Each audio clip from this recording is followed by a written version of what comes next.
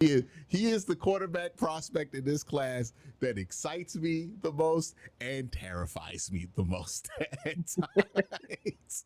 Where it's like you can see where he could have that kind of a ceiling that puts him in the upper echelon of quarterbacks.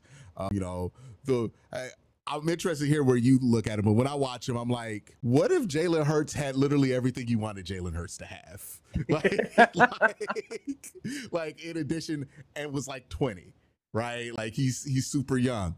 The issue with Lenore is that there are things that I see with him where I'm like, oh, these are things that gets coaches and GMs fired, right? Like sometimes his response to pressure, where I think he's so good at avoiding sacks that he fights battles that he can't win, right? He tries to slay dragons that you can't slay. Even at the college level and in the NFL level, it's going to be even more difficult for him. What do you make of a guy like Lenore's, and given that he's so young, right? Like he's the youngest guy that we talked about so far, right? And so talented. Like I don't think it's a real argument. Like if we're just talking about tools, that's the guy in this class that has all the tools.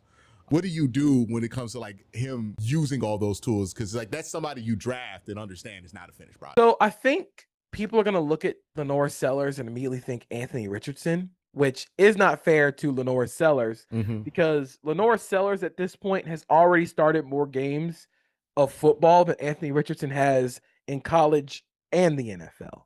Like he has just played more. He has more reps under his belt. The player stylistically that I've always said is Dante Culpepper. Just a real big, strong, can throw the ball a mile downfield.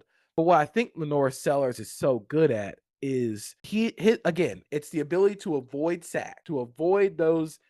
Like he's gonna do a lot of stuff. Like you said, he's gonna fight a lot of battles he can't win. It's especially in South Carolina's offense with an offensive line that just is not up to NFL or even SEC standard.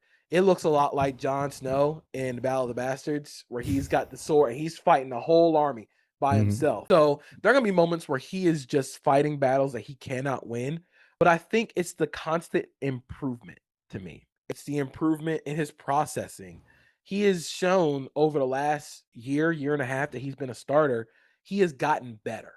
And I think that's what teams want to see. They don't want to see stagnant growth. They want to see you improve. And that constant improvement as a 20-year-old is going to get him drafted really high, along with the size and the tools that he has.